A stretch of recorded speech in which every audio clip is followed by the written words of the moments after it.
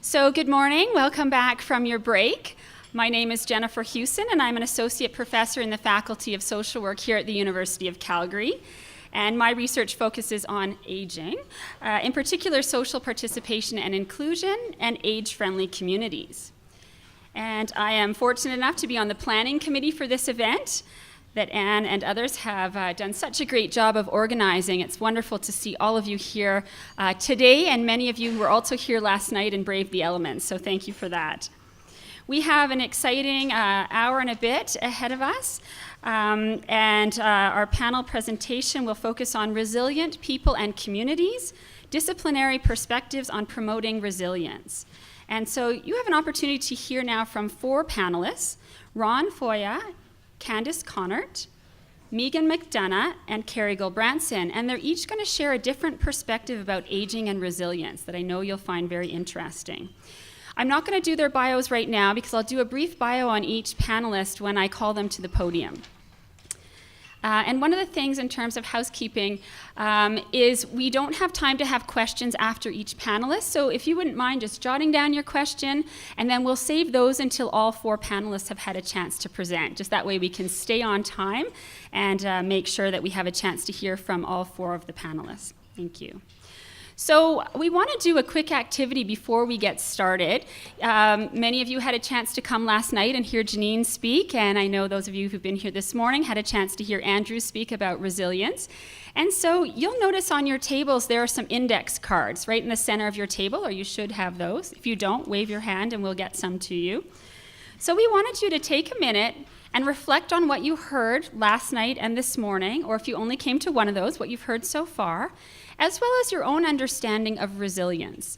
And on one side of the index card, if you could just complete this statement, resilience is, ... You don't have to make it elaborate, it can just be a couple of words, a short phrase, and just write that down. And we're going to come back to that statement after the panelists and the question period. We'll revisit that and hear from some of you about what you've written and perhaps what you've changed after you've heard from the panelists as well. So while you're doing that, I'm going to take a minute now to introduce Ron, ask him to come up to the podium, and finish your statement, and then we'll have a chance. It's only about 12 minutes each, so make sure you stay alert. We'll give them a 2-minute warning. We're doing it via me holding up a sign to Anne, and then Anne holding up a sign to the panelist, and then we'll, as I say, have a chance for some questions afterwards. So I'd like to welcome Ron.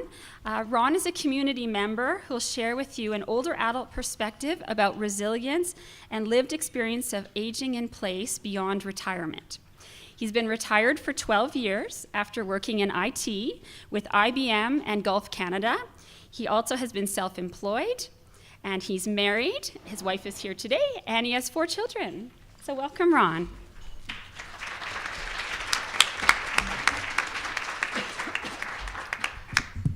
Thank you very much, Jennifer. Ladies and gentlemen, distinguished guests. I'm not an academic, so none of my papers, none of my comments have had any use of scientific method, no peer review, and unfortunately there've been no government grants to help me prepare this. So what I'm going to just talk about is some of the things I have seen as somebody who's been retired for 12 years and some of the challenges people have. And one of the things I noticed is that many of the challenges that people have as they get older are very predictable. And so if they're predictable, you can either try and avoid them or you can try and mitigate them. Take this scenario for the example. Cliff, what should I do with this? And my wife, Dad, what should I do with this? My wife and I were helping my dad clean out his house. He was 88 years old, but he wasn't a dotard, as use a fashionable word. He was about to get remarried and move into a condo with his new wife, a lot more smaller space. So we were helping clear the stuff out. But we'd ask him what to do, and he just was essentially paralyzed. He had no idea what to do. So the strategy we did was we'd keep him happy by showing him a couple of things every day, and ask him what to do. So he thought he was involved in the process. But in truth, it took us between three of us, 17 work days to clear this house out.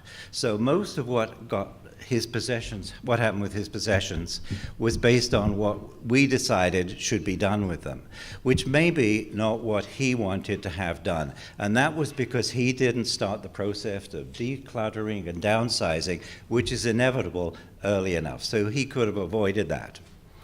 An interesting side of this, my wife and I were at a presentation a couple of years ago, and there was a woman who specializes in downsizing as a business. And she said the interesting thing she notes is that the children generally don't want what their parents have, because they've seen it a lot. But the people who do want it are the grandchildren.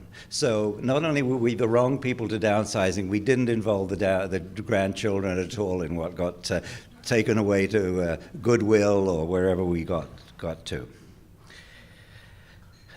Similar sorts of things to this, when as you get older, you lose friends. They pass away, and a lot of people say, it's so sad, I'm losing friends. But what the answer to that one is, be prepared, but also you're going to have to make new friends as you go along. Other ones, you lose your physical abilities. You play sports and you just can't do it as well as you used to. You're in the house, you can't do what you used to be able to do in the house or the yard. One person I know, I guess you just got to realize that's going to happen. One person I know, he's really concerned about losing his balance, which we do as we get older. So his way around doing this is every day he brushes his teeth standing on one leg. So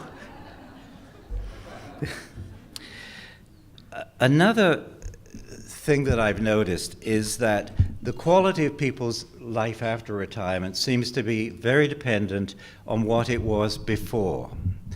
There's a fellow I know, and about 35 years ago, we used to play squash together, so he was pretty energetic and fit, but gradually he stopped that, he put on weight, and unfortunately had a job which meant he had to drive around Alberta a lot, and which is not good for your health either.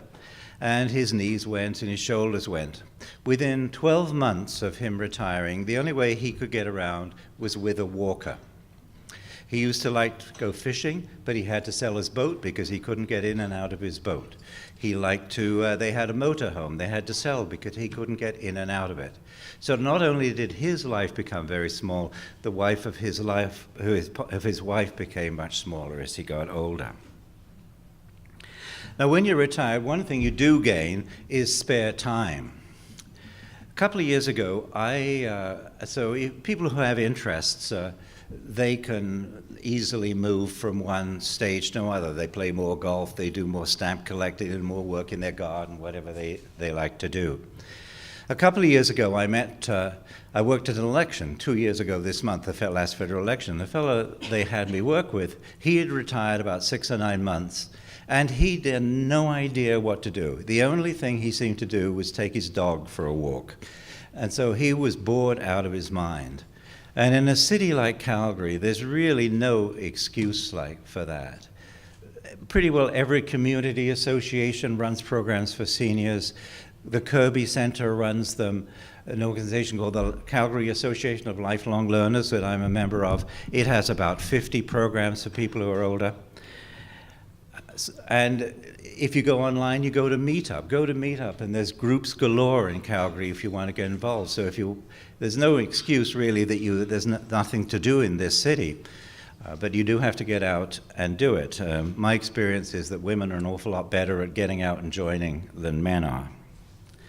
I also have to believe that in the small towns in Alberta, that this is a very different situation, that there aren't the opportunities for a variety of things that we have in Calgary, and I don't know what it's like there, but it must be much more difficult to lead an active life there. Now, money is something that obviously is very important when you retire, and you need money to do the kinds of things that you'd like to do. But you essentially have to live with what you've got. And every now and again, surprises come along.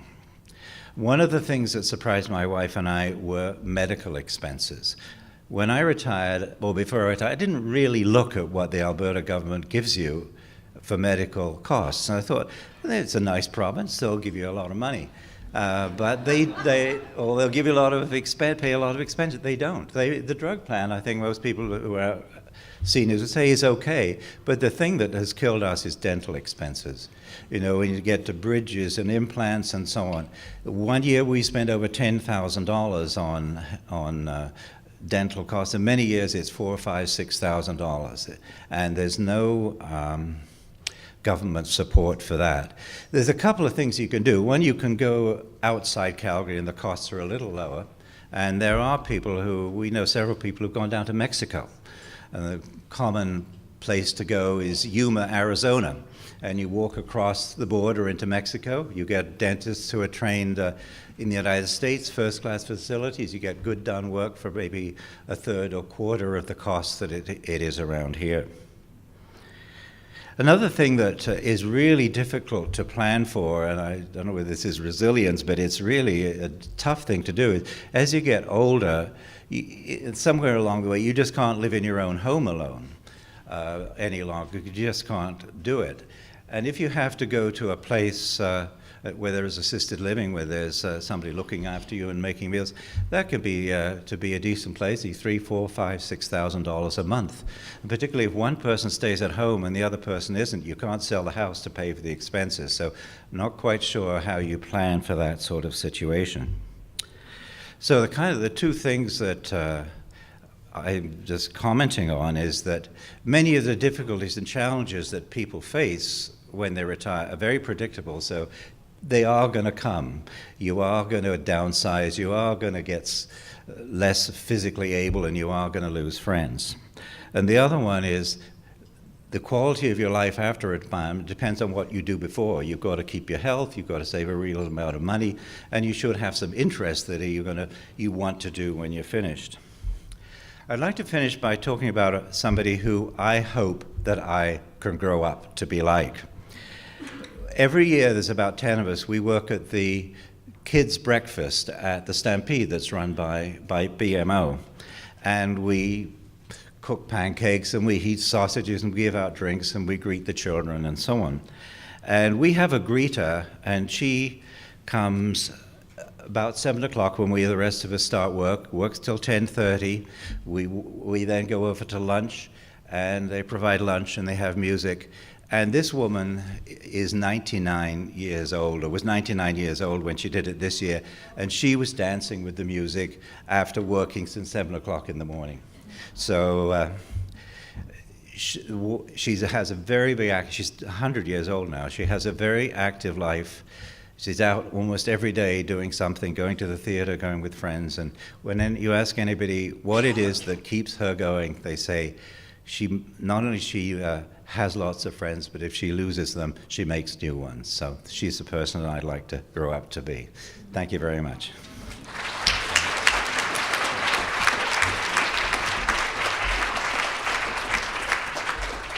Lovely. Thank you, Ron, for sharing your stories and your insights with us from the perspective of an older adult living in community. So it's now my pleasure to invite Candace to the podium. And Candace is an associate professor in the Department of Psychology and the director of the Healthy Aging Lab at the University of Calgary. For those of you who don't know, the Healthy Aging Lab is comprised of researchers and clinical psychology trainees who are passionate about all things related to aging well. Her talk will focus on how psychologists think about resilience and how her current research relates to resilience across the lifespan. Thank you. Thank you. Well, it's really nice to be here. It's nice to see so many familiar faces in the audience. So my talk is going to be focusing on how psychologists and others think about resilience over the lifespan. And I put "and others" in there specifically because one of the things I like best about doing this work is that I get to work with a lot of people with a lot of different professional backgrounds, and I find that really interesting. And I actually think of myself more as a gerontologist than a psychologist a lot. And then I'm going to talk a little bit about what's going on in the Healthy Aging Lab. I'd like to begin by introducing you to two of my favorite psychologists, Paul Baltes and Margaret Baltes. They did much of their work in Germany at the Max Planck Institute and also in the United States. And I like them a lot. They had a very profound influence on my thinking about resilience. They were lifespan developmental psychologists, and they were really very much interested in the issue of what does it mean to be resilient as we grow older. And the two constructs that they were most interested in was how do we be selective as we grow older, and how do we compensate for areas of decline? So selectivity, let me begin there. As you grow older, you need to be more selective in what you choose to do, and that's across a number of different domains. So if you think about the physical domain, for example, you're probably not going to hike Kilimanjaro, but maybe it means a walk around Nose Hill Park, or maybe it means taking a walk around the block. The other domain that we look at when we think about resilience is the social domain. We've talked about that a lot in both keynote addresses.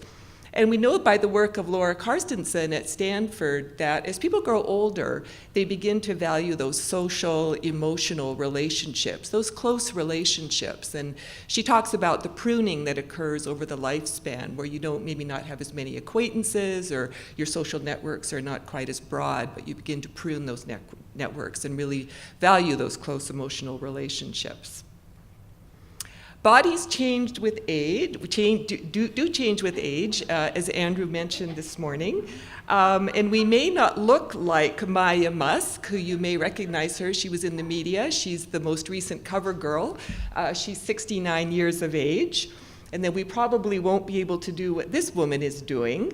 And in fact, the situation is, again, as Andrew mentioned this morning, that there is biological change over time.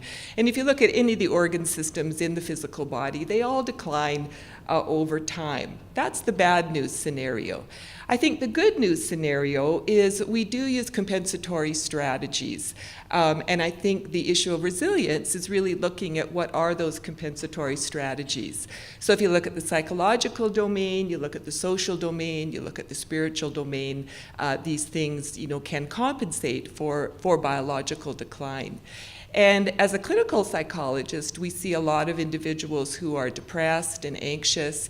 And I think, the way I train my students is I say, well, really, your job as a clinical psychologist is to help people remember first the compensatory strategies that they use and may have forgotten because they're depressed or anxious, and then how to activate some new compensatory strategies. So that's very much the way I see practice in this area.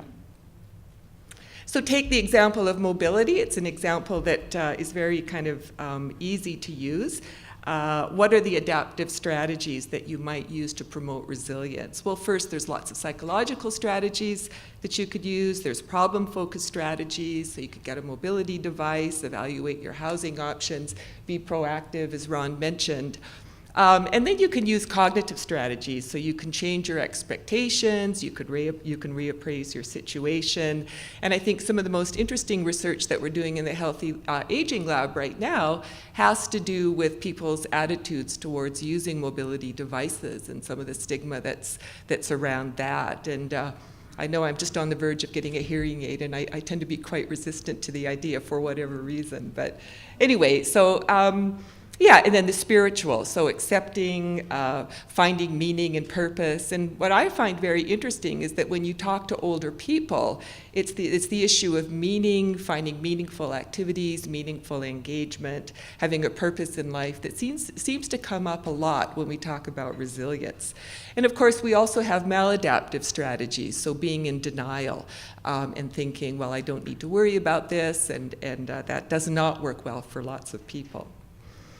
So when we think about the lifespan, and we tend to carve up the lifespan in very discrete categories for whatever reason. In fact, that's one of my big complaints as a developmental psychologist, is that we don't study people sort of cradle to grave. We kind of carve them up. We study children, adolescents, adults, and then we have even finer gradations when we talk about older adults. And this is Jean Calment. She's my favorite supercentenarian. You may have come across her. This is her on her 121st birthday. And as Andrew mentioned, there is, people have chronic health problems, but there's always an outlier. And I'm here to tell you that Jean Calment was the outlier. She smoked like a fish, she drank a lot, and she survived to a very healthy and happy 121 years. So certainly she is an outlier. And again, I think the most important thing about this slide is that when we think about resilience, again, as was mentioned by the keynote speakers, it really is a lifelong process. And so what I tell my undergraduate students is that you really are building the roots of resilience very early on. So I ask them, what strategies are you using now that will hold you in good stead as you grow older? So it really is a lifelong process. So what influences the use of these strategies?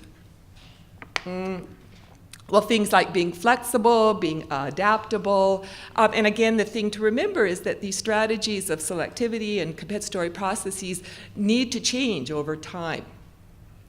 It's also thinking about things like intentionality. So Ron mentioned really being proactive and thinking about the future and those predictable changes. How can you be intentional in those situations?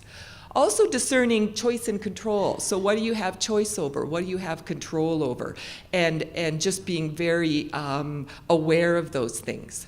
Timing, being proactive versus being reactive. And you think about sort of reactive situations, the very common scenario where someone stays in their home too long, they have a fall, they're hospitalized, they get delirium, they go into nursing homes. This is a scenario that you hear a lot, and this is essentially, being reactive rather than being proactive.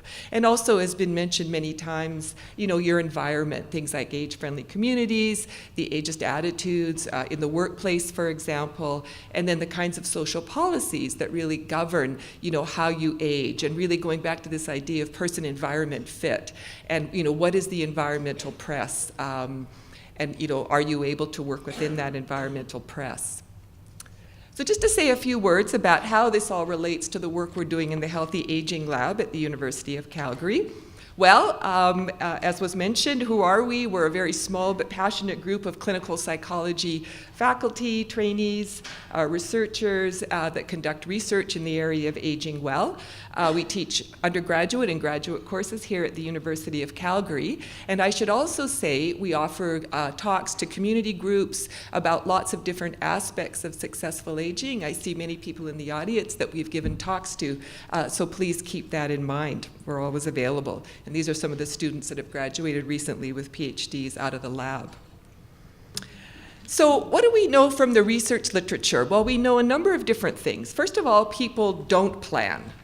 Other than financial planning. So people kind of go through life with this unrealistic optimism, oh, bad things happen to other people, but they don't happen to me.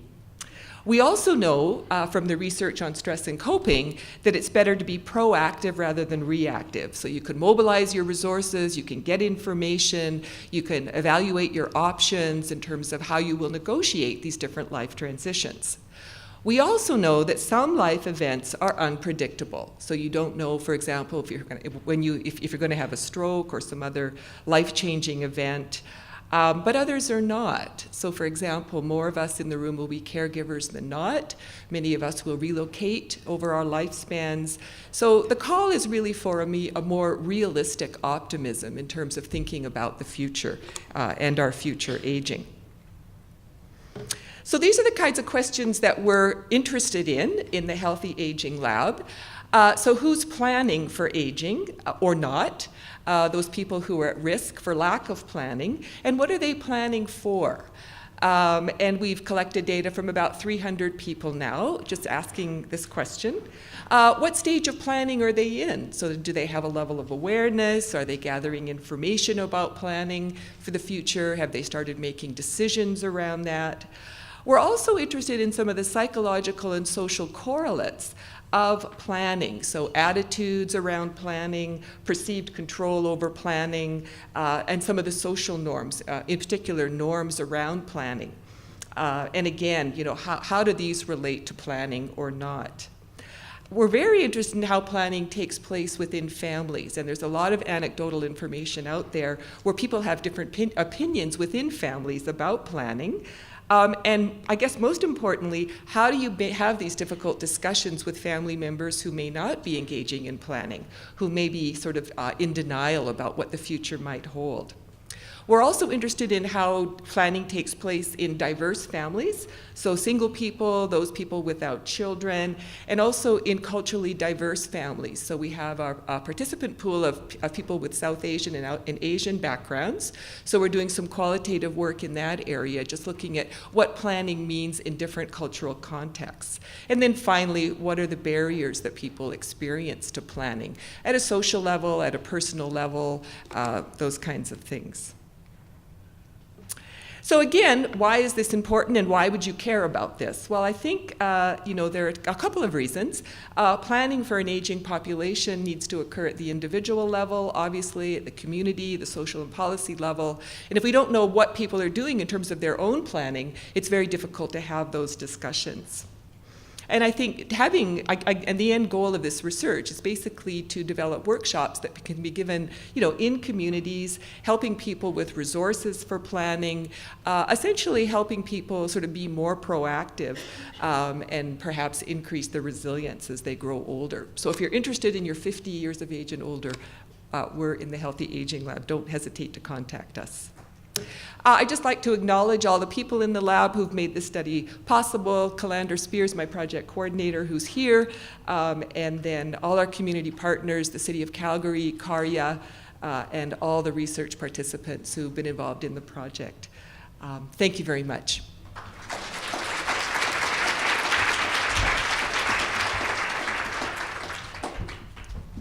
Great, thanks Candace. It sounds like there's some incredible work going on in the Healthy Aging Lab, and I'm embarrassed to say, even though I am a gerontologist on campus, I didn't know about it.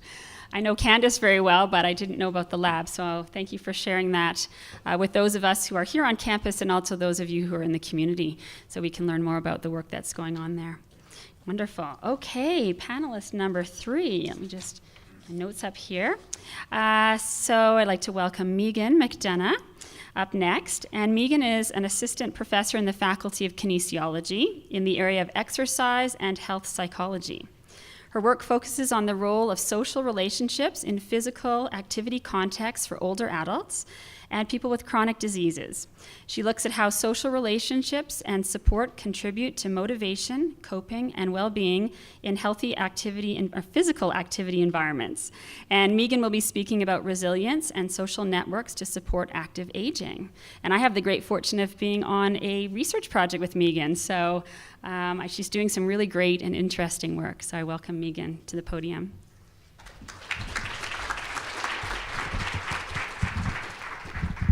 Thanks, Jennifer. Good. All right, so the work that I do is really looking at the interplay between social relationships, which can mean a lot of things, and I'll talk about that. But social relationships, physical activity, which can include motivation and behavior for that, as well as psychological well-being and resilience, conceptualized a number of different ways. And we've heard some of these messages playing through the talks last night and today already, especially Dr. Wiles talking a lot about the importance of social connection, and I'll actually talk a little bit about marital status and social relationships between couples, so it's been a nice synergy hearing everyone speak today already. But some of the things that I'm interested in particular are how do social relationships and social support lead to or enhance and support physical activity behavior, because we know that's a really important part of health, both initiating it or increasing it and maintaining it in our lives. Also, how do the social relationships that we have and we form through physical activity environments uniquely contribute to well-being and resilience? And then also that well-being has a role to play in motivation as well. And as Jennifer mentioned, I do this work in aging, which I'm going to speak about some of those studies today, but also I've done some work with chronic disease populations, particularly cancer survivors and people with Parkinson's disease, and some of the things that we've learned from those contexts kind of feed into what we're learning about aging as well. All right, so I actually started this work with a study I'm just going to mention here. We started almost 15 years ago in Vancouver when I was a graduate student there.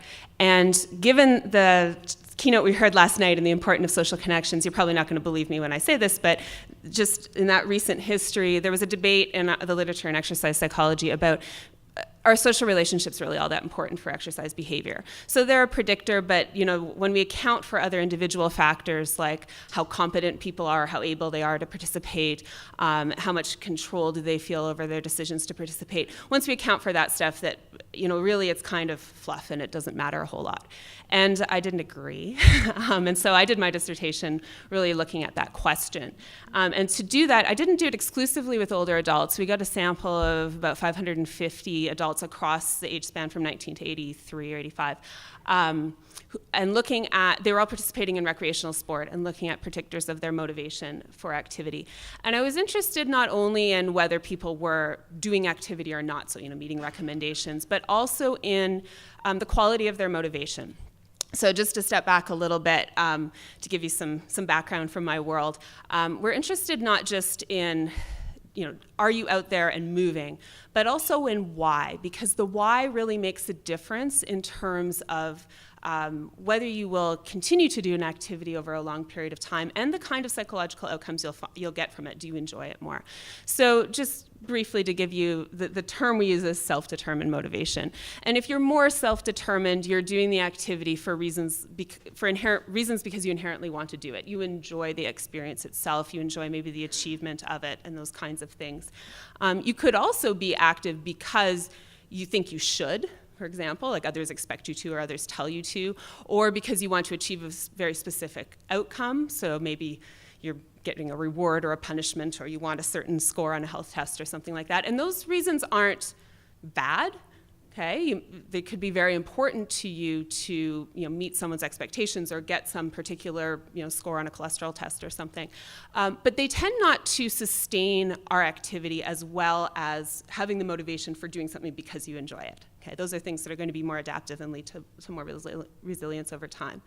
And so what we found was that our technical term was relatedness, but social connections in that physical activity environment were actually one of the strongest predictors of those more adaptive forms of motivation, those kinds that tend to sustain over time, as well as more positive psychological experiences in activity. So more positive affect, less negative affect.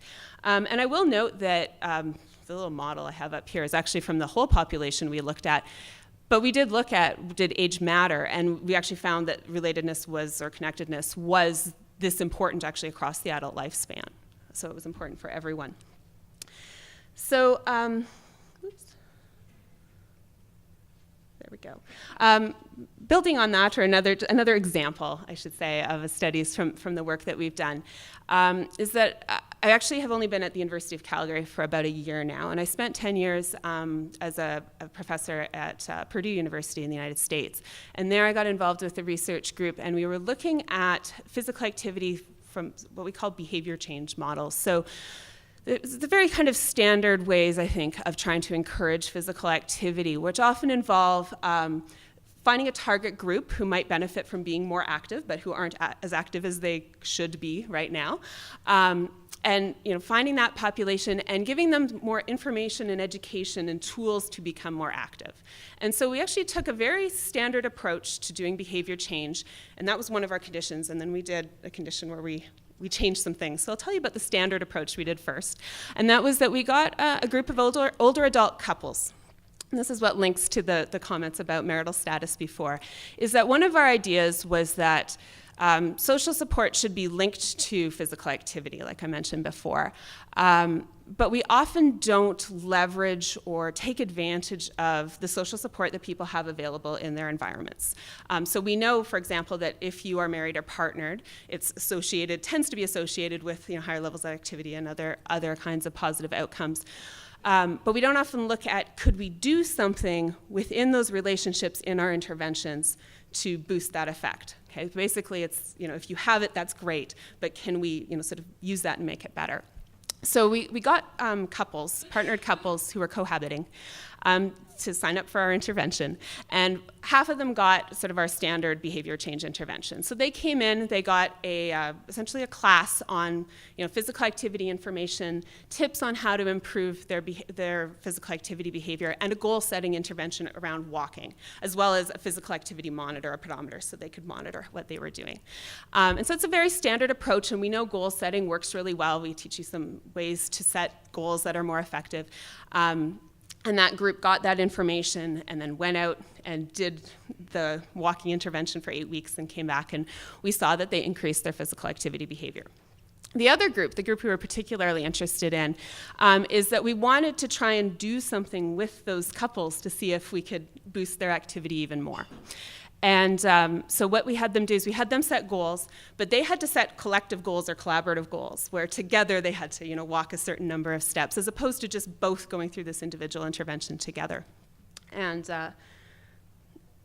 what we found was that actually both groups improved similarly. Okay, so the collaborative intervention was just as good as the regular goal-setting intervention. That's not very interesting, probably on its own. We weren't doing any harm over the standard kind of approach. But what I found really interesting is that in that group where the couples were encouraged to work together, what really mattered in terms of their physical activity behavior was the quality of the support, the social support that they gave each other. So if those couples were what we call more autonomy supportive, so they were kind of encouraging each other to do what if your partner was encouraging you to do what you wanted to do. Does that make sense? So if you want to be active, that they are supporting that and encouraging that. But if you were being resistant, that they would kind of back off and understand and kind of give you some space. That sort of kind of boosted activity in that group.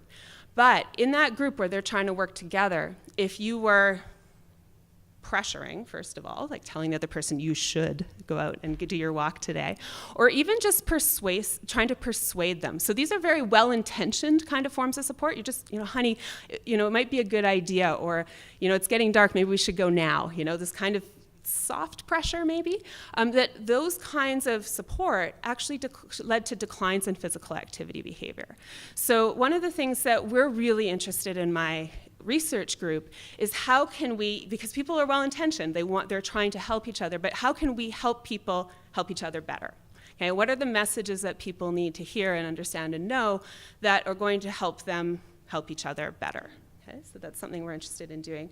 And before I close here, I'm just going to mention a couple of, I'll skip that, directions that we're doing right now with some studies that we're trying to launch here in Calgary, because like I said, that was some of the work I was doing before.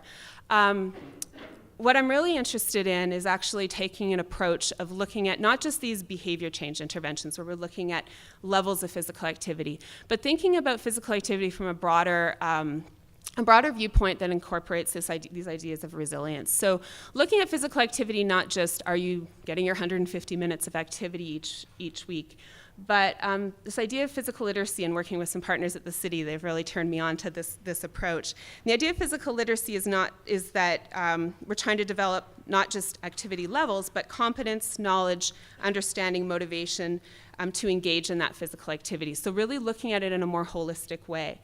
And also looking at specifically opportunities and interventions that provide for physical activity and physical literacy together with social participation, because both of those are so important to resilience. And that combination, we think, this is our hypothesis that we're going to go forward with, is that those should be particularly valuable situations, because not only can you meet those needs concurrently, so maybe you save some time or something like that, but also that physical activity provides a meaningful context for social participation, so one of many possible ones, but an important one. So there might be a positive synergy there. And also that through recreation that involves social participation, it can be an opportunity to try and cultivate and build and learn more about these positive forms of social support that may be more helpful. So those are the kinds of things we're doing today.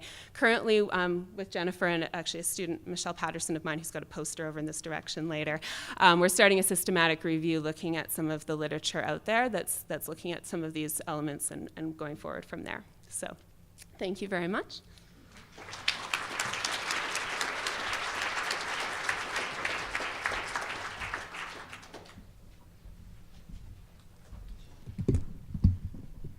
Great, thanks, Meghan.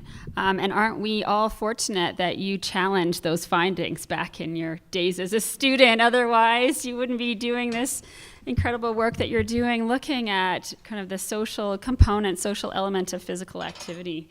So lucky for us. And we have our final panelist, Cari Gulbrandsen. I know she has to put her slides up. Is that correct? That's the one. Oh, that's the one there. Oh. Okay, great. All ready to go. That happened miraculously. Like it when the technology works as it should. And so Cari is, sorry, I'm just changing my notes here. I know Cari very well. I could probably do this without my notes. But she recently completed her PhD in the Faculty of Social Work, and I was fortunate to be on her supervisory committee and thoroughly enjoyed her work and was happy to recommend Cari as one of our panelists today to speak about resilience. Because her dissertation focused on older women's resilience and discovering women's subjective meaning of resilience. So how perfect is that as a fit for today?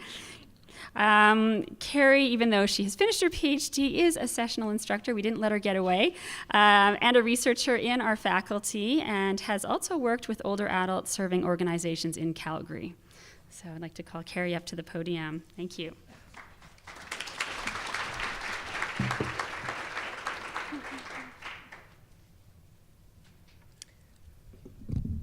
Hey, good morning, everybody. So I'm looking forward to sharing my study of resilience with you this morning. I always knew that my dissertation research would somehow involve telling women's stories of their lives. And I would like to draw your attention to the picture on the screen of a much younger me surrounded by resilient women. So I'm the bobble-headed character in the middle. And surrounded by my grandmother, my great-grandmother, and my mother.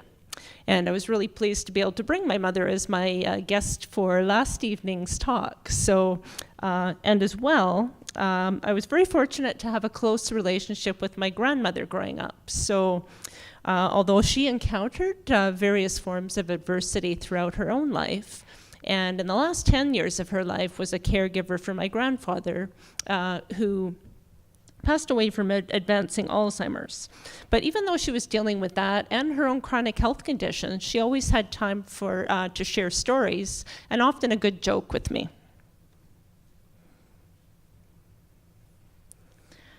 So that was kind of my inspiration initially for doing a study of older women's resilience.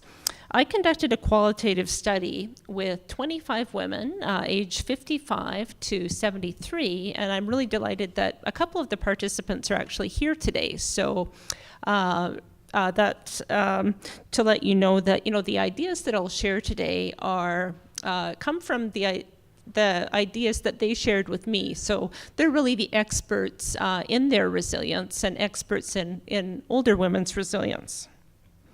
Among them, they had experienced chronic health conditions, various forms of adversity, such as cancer, physical and mental health challenges, loss of mobility, divorce, loss of spouses, and but like my grandmother, they didn't define their lives exclusively according to adversity, although they did acknowledge the impact that these changes had.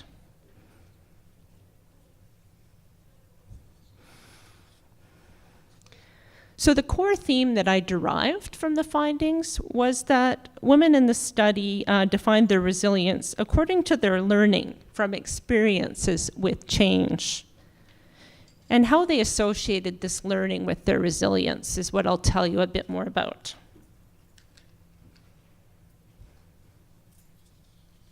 So there are various forms of change, and I'll just touch on a few. But women just ascribed various meanings to these forms of change. So, for example, there was identity-related changes. So changes in income, for example, changes in health, mobility, also relational changes. So that could be changes in relationship with yourself or changes in relationship with family and friends or with others in your community. And they also defined their resilience according to change that came in the form of adverse events or circumstances. And I should really emphasize that while I started out emphasizing adversity in the study, adversity was really only one possible interpretation of many of change.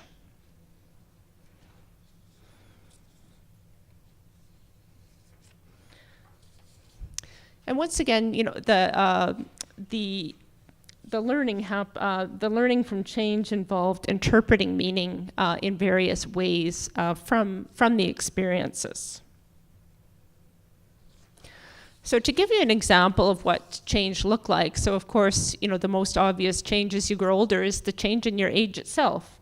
So one of the women in the study described the meaning she associated with becoming older.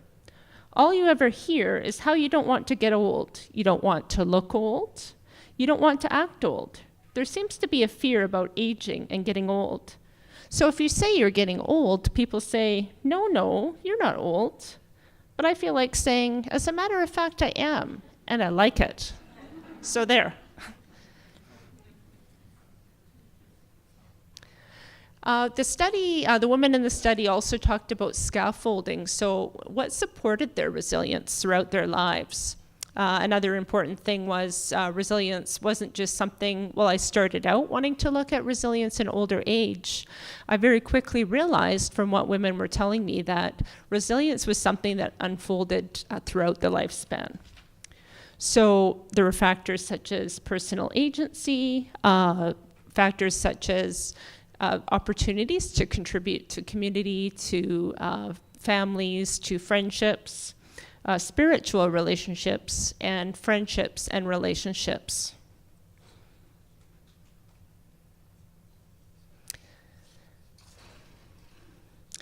And ultimately, learning gave way to wisdom, which the women in the study were able to recognize in themselves and really truly appreciate during older age.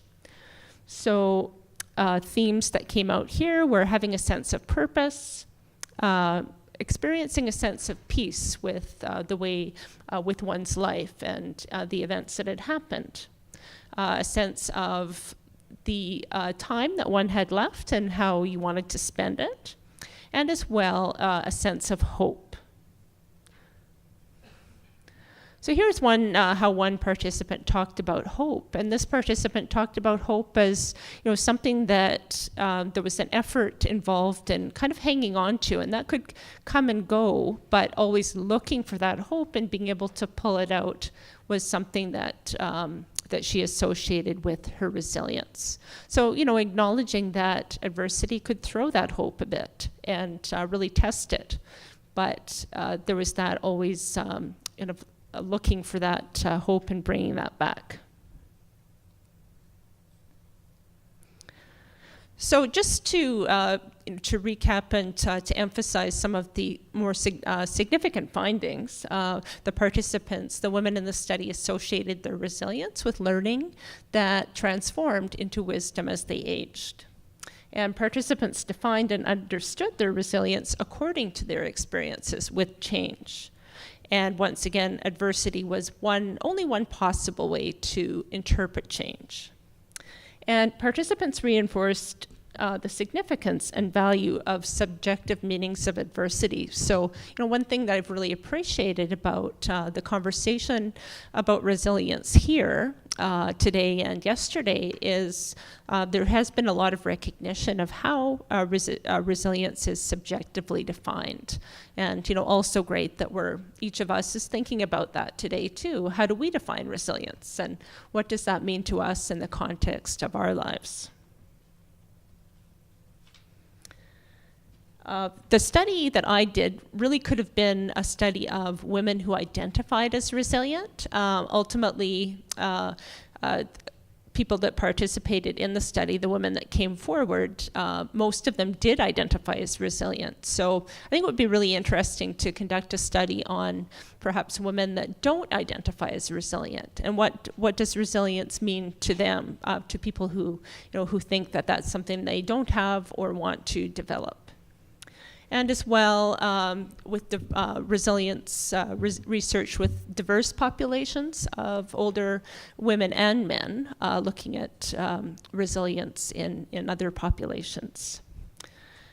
And mixed method studies as well. I did draw on several measures of resilience, and I think was able to find some really good operational definitions of resilience there. So I see a lot of potential for doing mixed method studies that combine both qualitative and quantitative methods. So thank you very much, everybody.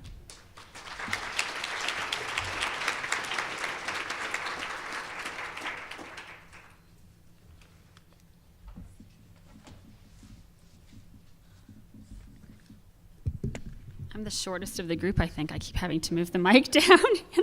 I should have worn heels. Anyways, thank you very much, Cari. I've been busily taking notes as each panelist was speaking. So and when reading your dissertation too, I was really interested in kind of associating resilience with learning and wisdom, and also the idea of adversity being one possible way to interpret change, and that adversity isn't always negative, which often people associate with both adversity and resilience. So thank you for enlightening us about that. So I'd like to take a moment now to, first of all, thank our 4 panelists for their insightful perspectives and sharing from different disciplines as well, and a community perspective. And I'm sure that you heard, as I did, some similarities, but also some differences in their presentations. And I'm hoping we have a chance during the question period to hear from some of you about what you noticed as some key learnings across the panelists today. But before we do that, I would like you to take a minute now, as you're kind of getting your head around what kind of question you might ask, to also look at your index card and reflect on what you wrote initially and now what you've heard the panelists say. If you think your statement will remain the same, just put a check mark there. But if you think you want to alter your statement, maybe flip it over and rewrite it on the back. And I'll tell you why, in part because after the question period, we'll have a chance, maybe from a show of hands, depending on time, or if we have more time, to hear some of those that stayed the same and some that may have changed. But also during the lunch break, we're going to come and collect those, and so we'll hopefully be able to do a bit of a thematic analysis quickly this afternoon as best we can, and share some of those findings at the end of the day today. So I think it's always nice to know what the activity is for, so hopefully you'll play along with our game. And take a minute to reflect on your statement, revise, or check it off as staying the same. Leave that on the table. And I'll open the floor now for questions from our audience. As we have had last night and this morning, there's one microphone on either side of the room. So I invite you to come on up to the microphone and feel free to pose a question to an individual panel member or to the group at large. And it looks like David's going to start us off. Yeah, Thank you. If I may. A very interesting panel. I appreciate all the presentations. One thing that really struck me was this idea of being proactive and planning. I usually think of resiliency as reacting to something. I guess the question with being proactive and planning is timing, because there may be things you would do to plan for an eventuality, but what if you went too soon? I'm thinking, for example, let's take driving as an example. I mean, driving is really important when you live in a city like Calgary. You could anticipate that at some time I'm going to have to retire from driving. But if I stop driving quickly, sooner than maybe I should or could or have to, that's going to have impacts, maybe not positive impacts on me as a person. It might impact my family, might impact my friends. I have to hound them to take me places. I wonder if you could talk a bit about that balance between planning and also timing and doing it at the right juncture. And maybe to Ron and Candace.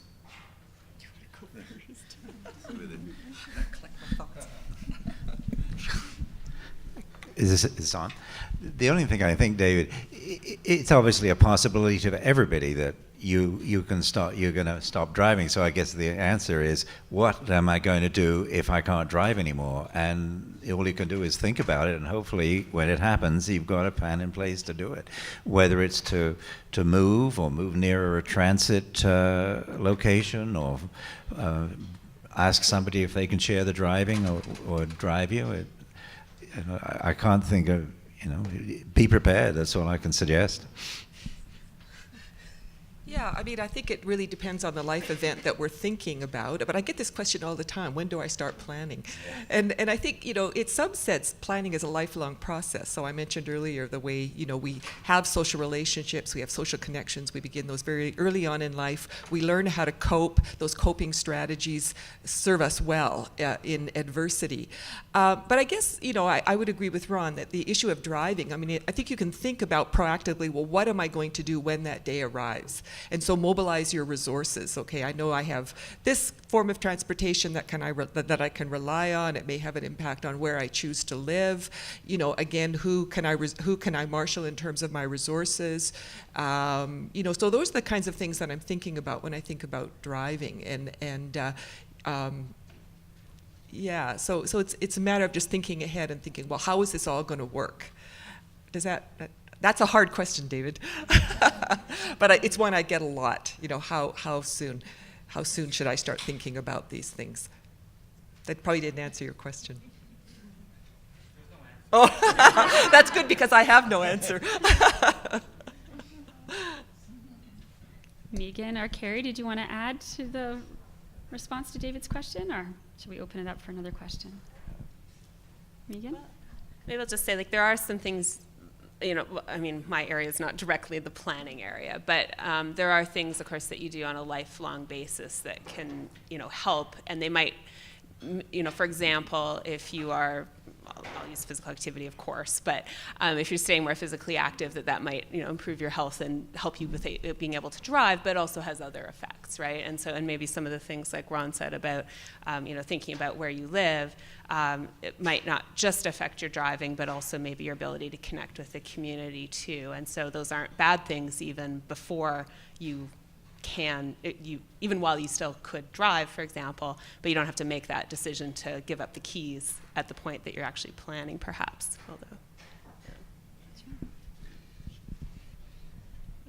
As a city and a society too, we also have to plan. I think we have a responsibility to not leave it up to the individual, but some of the stories I hear about the availability of transport are really concerning. So, yes, the individual, it's something that individuals can think about, but as a society, what can we put in place so that there'll be transportation options when people can no longer drive?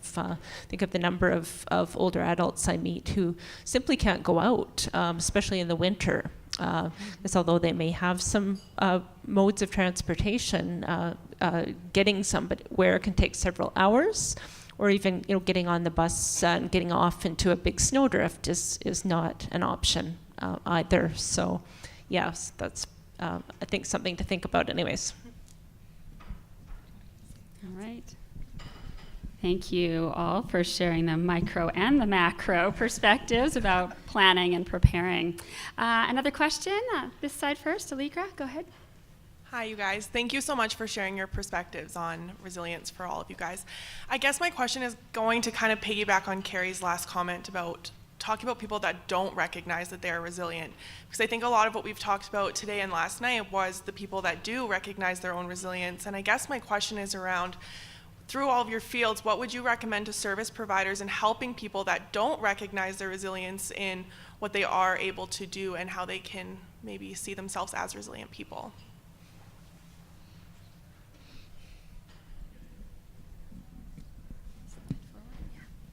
I was able to make some recommendations and just different approaches. Say strength-based perspectives can be used by organizations and individual counselors and social workers and practitioners to encourage individuals to recognize the strengths that they do have. And there were very few resilience-focused programs. I did find a couple of examples, but I think there's a lot of potential there for programming around developing, recognizing resilience, both individually and collectively.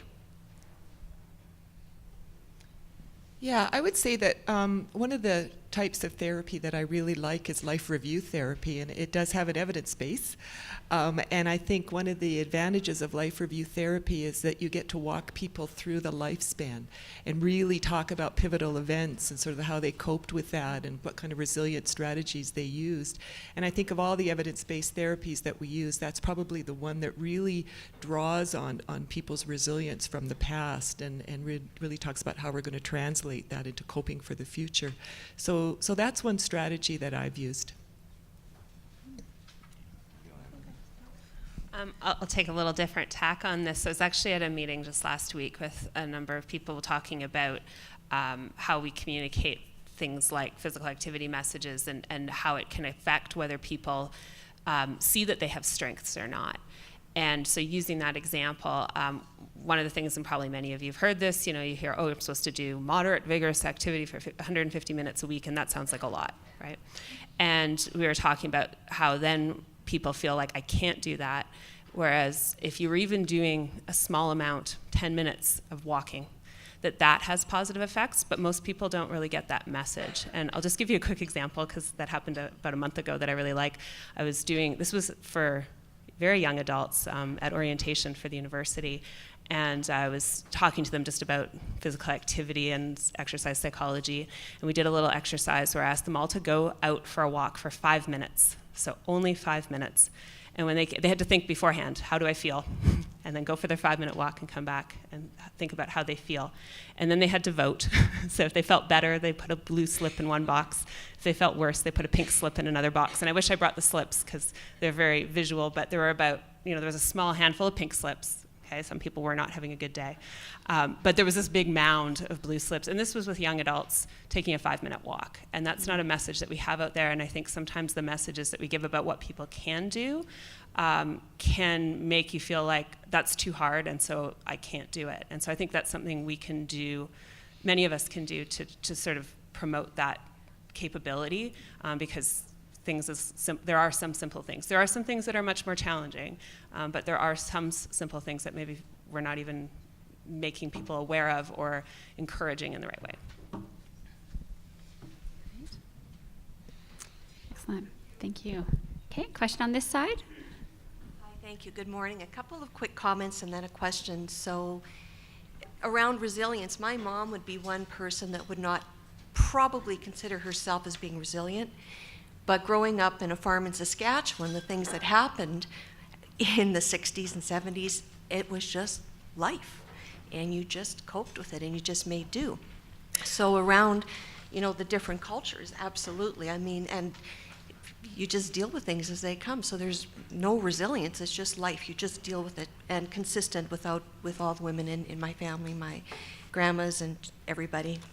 Second thing around driving, it doesn't have to be, boom, there's the keys, gone, you're done. I used the opportunity of the snow in the last couple of days to explore a different option. I don't have snow tires on my car, and I decided to take transit. And so what that did is I released myself from having to drive, because I am preparing for giving up my license. I live downtown Calgary, so I have this conception that I don't necessarily need a car. I can rent out my parking stall. You don't have the expense of the car, plus income from the parking stall. Hallelujah, that buys a lot of taxis. So the last couple of days, I've just been taking transit. So not only am I exercising, I'm walking, I'm taking stairs, and this morning I actually had to run for the bus. You're thinking about what other options are there. If I miss this bus, is there another one a block away that I can walk to? So it's not, it doesn't have to be a crisis. So I'm already planning, and I'm 60, and I'm already planning for it. The stuff in the house, we've already told our mom, just get rid of it. We don't want it. Grandkids, why do the grandkids want the stuff? Thank you.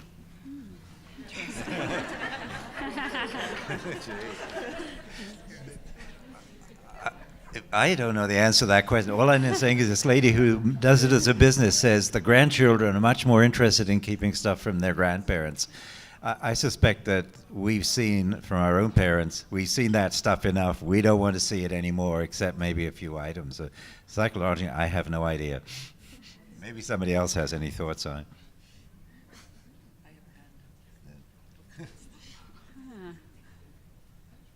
That's a good question. I'm pondering that too. I was back home in Vancouver for my grandmother's funeral, and at one of the ceremonies, a celebration of her life, were a number of things that symbolized her life. And it really, I mean, everyone had a chance to look at them, but the grandchildren really were very, lovingly touching them and thinking about them and reflecting on them. And I don't have an answer either, but it's true. There's something about that grandparent connection that's very powerful, very strong. I don't know. If anyone has an answer or a thought, please feel free to go to the microphone and share some thoughts about that. Oh, good. We have someone coming up. And then anyone else who has a question, make your way up to the mic to join in afterwards. Two very strong women grandmothers, and I just remarked the other day about the scale that I use right beside the bathroom once a week, and I've had that scale 52 years, and then it was my grandmother's before that, and it's pink, that horrible pink, and I've thought to myself, could I take it apart and paint it with metal, plus put some sort of, but it's something to do with, I didn't have a very good relationship with her, but somehow this thing is extremely useful. And it's I don't have any memories of it when I was younger, but some, and then the other thing I have from her is I have a couple of utensils that have turquoise handles, and I've also had those a long time. Well, I guess it is.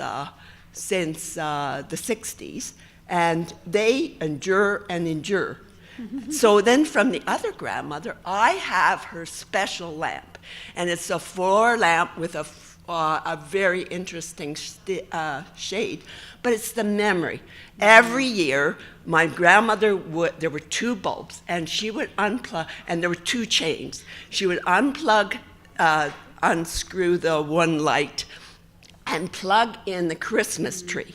And so that was all about Christmas. And so that was those special things that, and I know when my mother was giving up her home of 49 years, she said, I want to give you something. I want to give you the dining chairs. And I said, what I want is a little glass blue. It was a cream and sugar and mustard container with a little glass. Yeah. And it was just like that blue glass, somehow from childhood was, and I don't know whether my grandchildren will want those things, but they're very special to me. So thank you. Thank you. Lovely stories. Thank you for sharing that combination of the sentimentality, reminding you of your childhood, but also the practicality, the scale. Great example. Any other questions or comments? We still have a bit of time. I know you're probably keen to have lunch soon, but it's not quite ready. Anne, did you have a question? Or? Ron, did you have something you wanted to add to that? Oh, okay. We got a question for panelists, from panelists to panelists. Gentle coercion doesn't work with partners to get them to be more active. What does? So, Ron, I'd like to invite you to be part of a research study so we can answer this. One of the things I will say is that we need to work on having better ways to make it really practical, but the conceptual idea that seems to be getting some support is basically walking alongside someone as they're trying to make a change. So if your partner, for example, wants to change or needs to change and become more active, or this has been done with some other behaviors as well, is to try and support them in maybe the small ways that they might be willing to get started. So meet them where they are and encourage some of those small changes. So like I mentioned the thing about activity and a walk.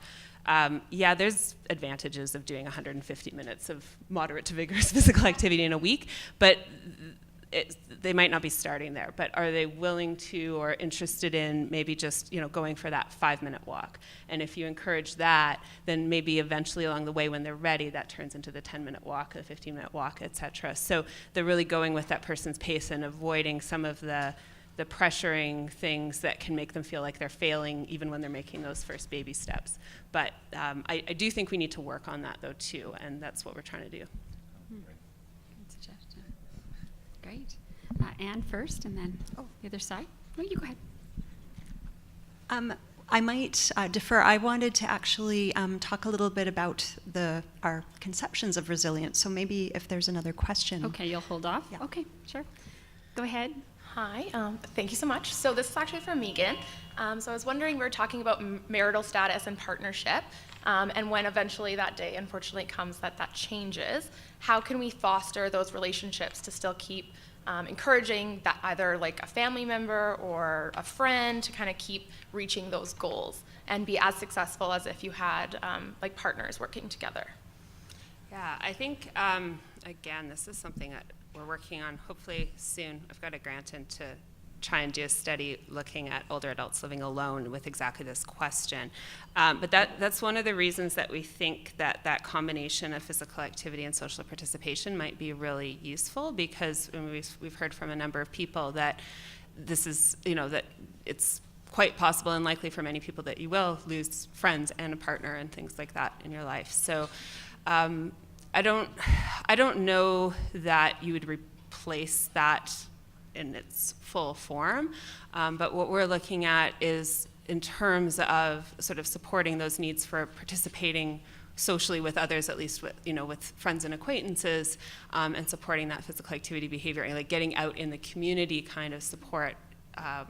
Can we meet the needs of someone who's maybe going through that? So just for example, one of the things that we know that makes it easier to start participating in a social or physical activity or other kinds of participatory programs is if you have someone else you can go with initially. There's sort of that initial wall sometimes, at least for some people, of showing up by yourself to something new. And so are there ways that we could perhaps facilitate getting over those kinds of challenges that might be easier to do if you have someone who would go along with you? That said, being married or partnered does not guarantee that that person is doing those things with you or is even supporting you in the ways that you want or need. So there's kind of both sides of that too. But it does offer that potential source, and so for many people, is a source of that. So I hope that helps. Thank you. Other questions before Anne asks her questions? No? All right, Anne, you're free to go. Well, thank you. And at first, I want to thank all the panelists. It's been just so interesting and really rewarding to hear how different disciplines really try to conceptualize this concept of resilience. And I'm going to speak just briefly about my definition of resilience, because I am just completing my training as a population health scientist with a gerontology focus. So I tend to think about things more at the collective level. And so my own first definition of resilience, I think, very much reflected that. So I talked about things like having a sense of being valued. So, how the world perceives you, whether it's neighbors, individual, family relationships, but it's something that's not necessarily intrinsic. It's sort of reacting to this broader social context, and yet responding in feeling inspired to cope and to hope. And I was very happy to hear a couple of panelists talk about this idea of hope. But after listening to everybody, I'm also reminded about some of the very individual intrinsic elements of resilience. And again, those have come out from both of our visiting scholars in their presentations. And so there's something that has to be included about learning, accepting, being proactive, but not receding, and really embracing wisdom. And so I thank all the panelists for sort of, again, covering this full scope that we have almost concentric circles, as the social ecological model shows.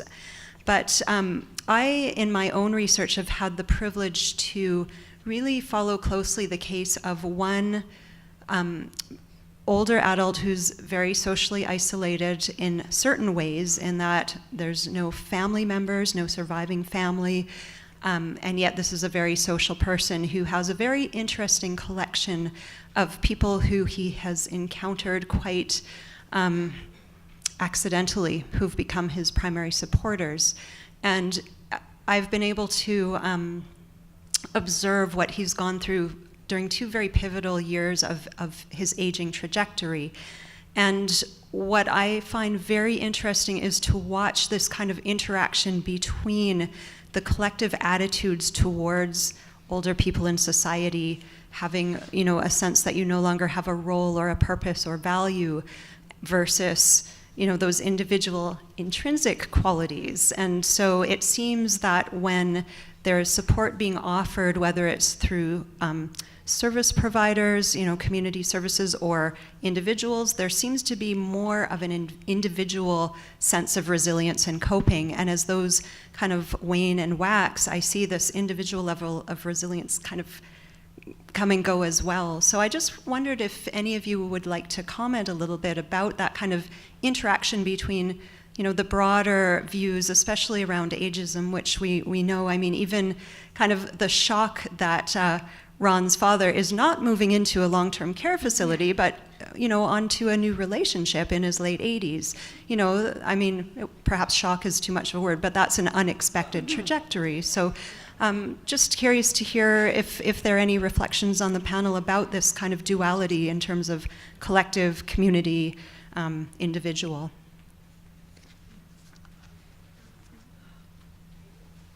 Who wants to tackle that question first? Since you mentioned, it was my father-in-law, not my father, but he was very happy. His wife had died about 15 years before he remarried, but he was one of these men who actually got out every day if he could to meet people, and he'd drive people to cancer appointments or hospital appointments, and he was really very active. I wouldn't have thought shock was the right word. I think it would just made him very, very happy to meet somebody who cared for him, and she looked after him very well until he passed away. He was a lucky man. Mm-hmm. Yeah, I think just to answer your question a bit, I think we're also very selective in how we choose our environments.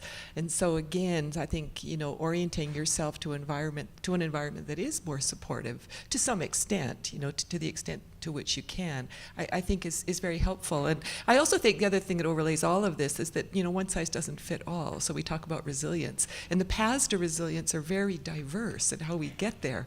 So again, that's the other kind of thing that I would add to that discussion. Do you want to add? Any other comments? Okay.